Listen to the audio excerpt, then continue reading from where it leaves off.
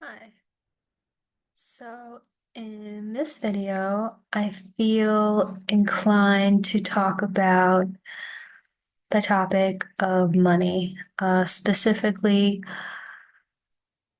all the different influences that I've had around the topic of money and spirituality. And yeah, I'm wearing a bit more heavy eyeshadow today, but it's been an interesting journey.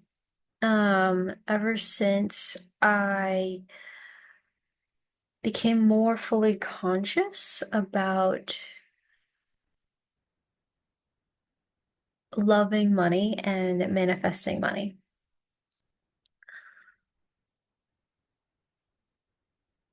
So sometimes I find that when I get stuck in a cycle that doesn't help me, I try to retrace myself and think that my thoughts are actually very powerful and they truly do create my reality.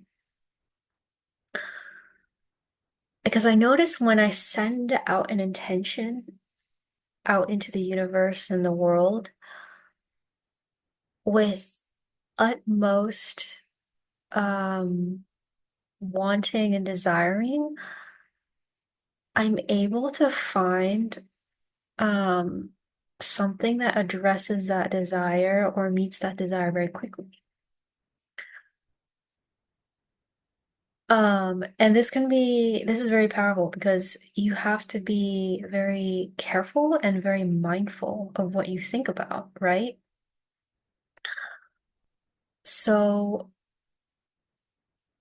sometimes it might not be realistic to think of, the glass always being half full.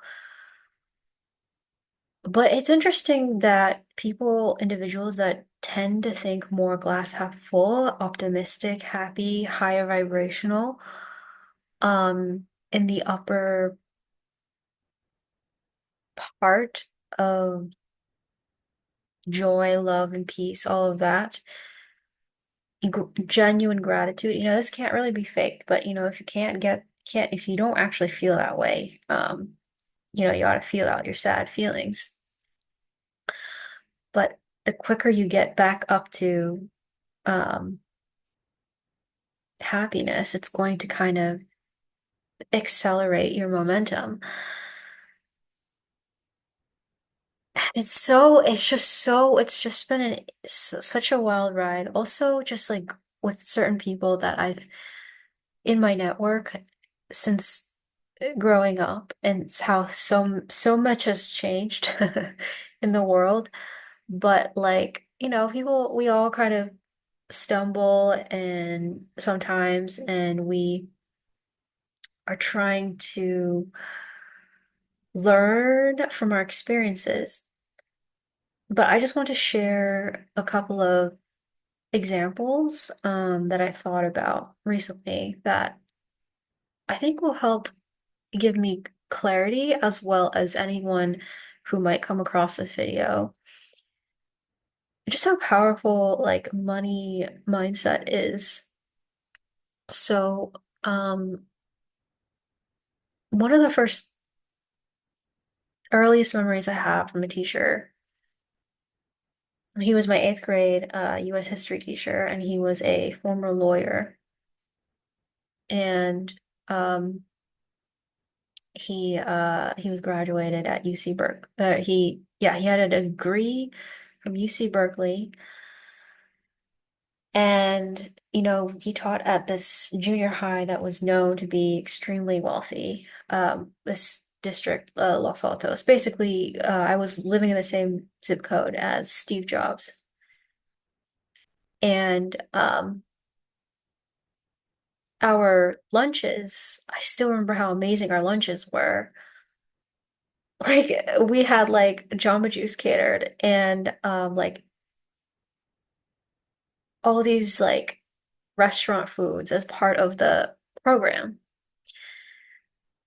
And the school was full of wealthy and rich people. And they weren't like The thing I liked about it though was that people were genuinely nice, at least the ones that I came into contact with. I mean, I know not everybody had the same experience, but I generally felt that it was a really good influence. Like those, that was a really good middle school experience, junior high experience for me. I know a lot of people don't like middle school, but for some reason, I really enjoyed it, compared to other um, school experiences I might have had. And I think it's because people were genuinely happy, um, and rich. Anyway, as part of the curriculum, we had been tasked with going to, um, the Washington, D.C. like field trip. I think a lot of people might have had that. Um, and a tour and just kind of like visit all of these monuments. And I remember at one point, um, I found, was it maybe a $20 bill on the ground? And immediately I just start going like, oh my God, like, how do I return it to the owner? Like, where can I like give it back to the owner? And my teacher, he said, Regina, if you find a $20 bill on the ground, you don't tell anyone. You just take it. I was like, oh, okay. And it's interesting, right? Because I personally feel like that is genuinely good advice, well-meant advice. And also it would also have been okay to maybe find the owner and return it to them if I could, right? And you hear of all these stories where like someone finds like a lost wallet and returned it to someone, and that person, out of deep felt gratitude, um, actually pays that person a sum of money, a sum, yeah, a sum, a gift as a thank you for doing such a thing. And that wasn't occurring in my mind at all. But it's really interesting to me, all the different philosophies that people have about acquiring money and making money. And in any case, back to more recent examples in my reality. I find that the more that I focus my attention on where can I find the next money opportunity, or wealth building opportunity, something immediately arises in my um, field of focus. And a lot of it has been in the online space, at least for the like past. No, I would just say just the online space, because the online space has been around for a while, right? It's not just been around since the pandemic. I think people just became more aware of how much more money-making opportunities there can be because the pandemic opened people's minds to possibilities. But for example, the idea of remote work, it's always been a thing, right? I mean, remote work is kind of a nebulous term, but I've always been remotely working, where it's like doing homework at school, like remotely from the classroom, or yeah, remote tests or anything like that, remote applications, and doing things in such a way and writing, um, applying for loans, applying for grants, applying for credit cards in the past, investing in different financial opportunities has always been kind of remote work. At least that's like how I think of it. And it's interesting that you know, how opportunities can arise from within your social network. So, I think one of the biggest perspective shifts that I've had um is like social media can be leveraged for good. And like I've known this to be true. And I've had debates about it in grad school in a program that was um and it was called an MBA program designed for like nonprofit healthcare organizations and like social policy. And it's very interesting because like I think, I kind of had like a little some qualms about the term nonprofit initially, because it felt a little bit like an oxymoron. Like, wouldn't you want to be for profit for healthcare? Well, it's kind of it's kind of a mixed bag, I think. But actually having worked in settings that have had the 501(c)(3) nonprofit designation and yet still had a lot of money coming in from outside organizations um, through grants and gifts, and having a more like abundant mindset, I think takes care of that conundrum a little bit. And it's like money can come in many different ways, and it's something that I have to remind myself because sometimes I think, when you mill about society, you are being bombarded and programmed with messages that may not be aligned with that message. So I think a lot of us come out of the womb not, I mean, we come into the world not really knowing about money as a currency and all of that. We just, I mean, we know like we're just hopefully we're expecting to have all of our needs taken care of. Um, so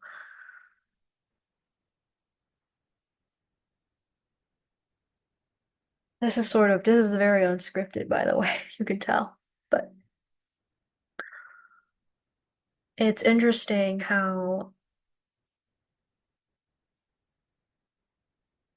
I don't know, it's interesting hearing like growing up, hearing people talk about money. And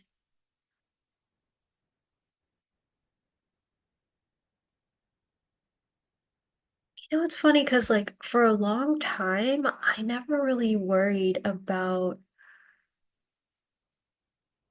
money like coming in. I just like always knew that everything would be okay until, oddly enough, um, I entered an environment that an academic environment that perhaps put a shame or spin on people that were rich. It's interesting because yeah, I think part of the issue was that I was spending too much time and it was sort of like this insidious pollution of even though I liked hanging out with this person or this group of people and I really loved them, they had some core beliefs about rich people. It was very strange. Like it was in med school of all places. In med school, I was around people who extremely smart, talented, who I believe were quite wealthy, who had qualms about rich people. That they would speak about rich people with sort of this negative bias. And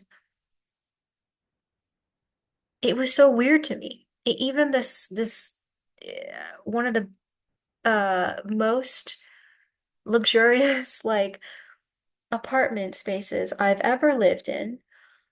I shared, I was roommates with this guy who was clearly rich, richer than me, in fact, and he helped raise my wealth consciousness as well. But he complained about rich people. And I was just like, why are people complaining about rich people? I mean, they must have had, unsavory experiences, um, or maybe had interpreted the experience of rich people. And maybe there are some other sorts of factors going on, sociological, mental, psychological, I don't know. But I really had to break free from that environment. And and I'm so thankful to myself for doing that because when I did that, and I've never told anyone this before, I felt like I had ripped through a sound barrier in when they classify was it Mach 3 when this jets would tear open within the atmosphere if you go fast enough you go at the speed of sound and you make this deafening sonic boom. I can't exactly remember if that's the right definition. It's been a while. But that's how I felt. I felt like I was being hurtled through this space-time continuum. I literally felt like I was quantum leaping. And yeah, and I'm still continuing to do that on this journey.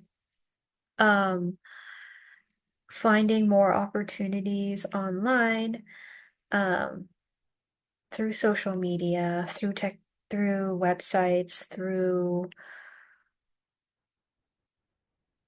different opportunities that just make it easier and easier for me to accumulate more wealth and be and have a wealth mindset and also just not be ashamed about it, about sharing my success with others. I think that's another important thing too. Um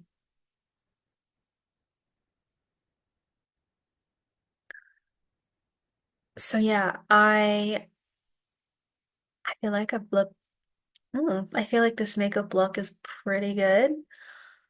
And today I also wanted to kind of embody my like wealth mindset more by dressing in the absolute highest quality clothes that I could find and just feel nice and walk around and do some shopping, just relax and kind of enjoy my own company. And honestly, I love doing that. It's something that I used to do my first gap year out of college. And, I highly recommend it to anyone, regardless of like if they're single or marital status or they're married, is to take yourself out once in a while. Treat yourself, um, treat yourself like how you would treat somebody you love. And like, and you should do it every day. You should do it consistently. And I think the more that people do this, the more that it will be normalized and how happy people can be. Like I think, aside from that junior high experience, like in college, I felt like that was like my next stage of like how everyone could just be happy and feeling extremely wealthy and rich. Um, and I just kind of want that more for more people, whether it's through education, whether it's through um, like support, whether it's through financial investing, whether it's acquiring more financial assets and opportunities for business, I'm always game. Um, but I'm also like, it's interesting too because cognizant of like ethical ways of doing things. Because I mean, at least I'm sensitive to this is when money is acquired through somewhat uh nefarious means, like when they say blood money. I don't know, it just feels like I don't want to be associated with that. Obviously, money is money, but how you make your occupation, like how I want to spend. Like me, when they say money is time, time, energy, it's all kind of infused. So I hope that this video is leading to more positive outcomes in some way. I know it wasn't terribly organized and just kind of like a ramble, but I just feel like kind of doing a free flowing um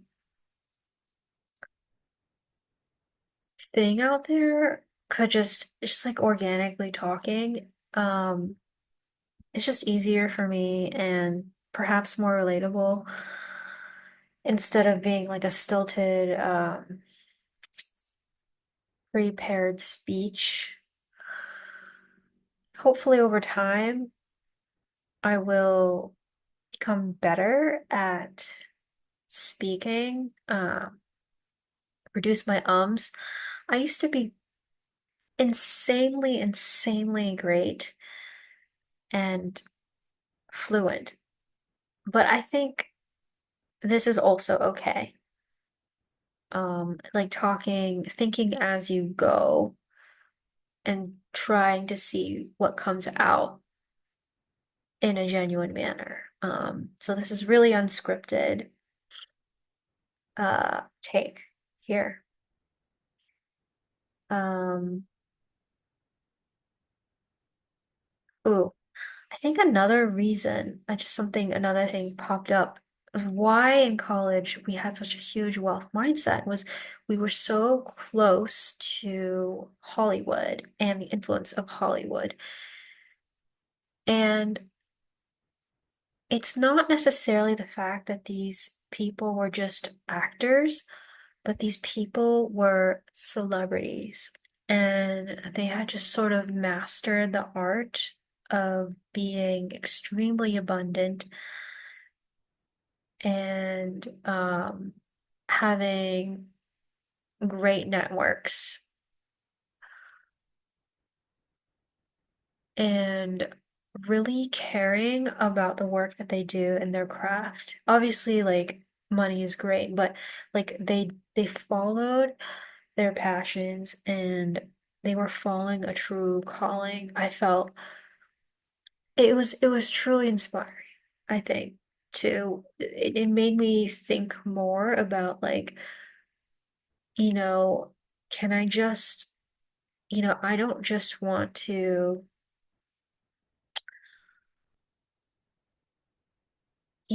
be a robot. I want to do something that I always feel like inspired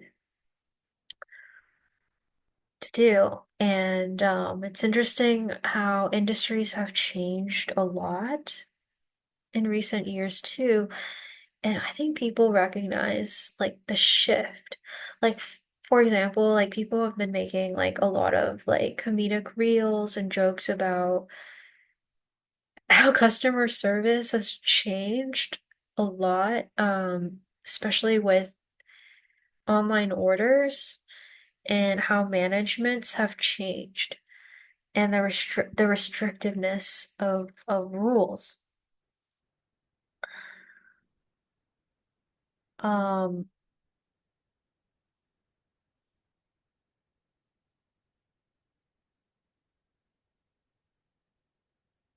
I think something can be improved with this, like more abundant thinking. Um, like just because more online stuff has been added shouldn't take away from the experience of an in-person experience.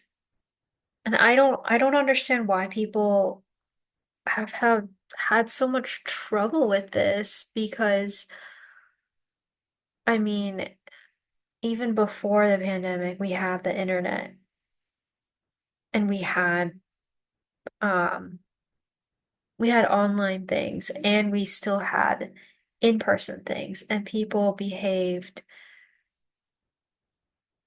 like reasonably okay with customer service. Um, so I don't know, maybe I should just leave those influences behind that are complaining about customer service because I don't know what's going on with that situation, but yeah. Um, like I could potentially help solve a situation if it comes up in my own reality, in continuing to build a business, upon my business at least. And I really want to, like, I've never, this is like, it's really a unique journey. In some ways, like, I've always been doing things by myself, but this really does feel like I'm taking a plunge into a space that, like, no one else around me is telling me no one around me is like holding my hand to go through this. like at least in person, but I do feel like the universe is working in concert. Like, so for example, the last opportunity that I had, that could be a potential money-making opportunity was it was automatically the system automatically had price tags built in. So I didn't have to figure it out. And I was like, oh, amazing. Amazing. I don't have to like, keep like creating um price tags, right? And trying to like analyze the market. Because I don't know, the market is the market, right? Yeah, it's like nature. It's always changing and you can study it if you want, but um I'm not one to do that. I think other people are best suited for that given the tools that they have. I have done like studies of people and studying markets and in my own way in the past. Um and every business or organization does it differently. So I'm just really grateful that um this system had automatically come up with prices for me. And it's interesting too, because I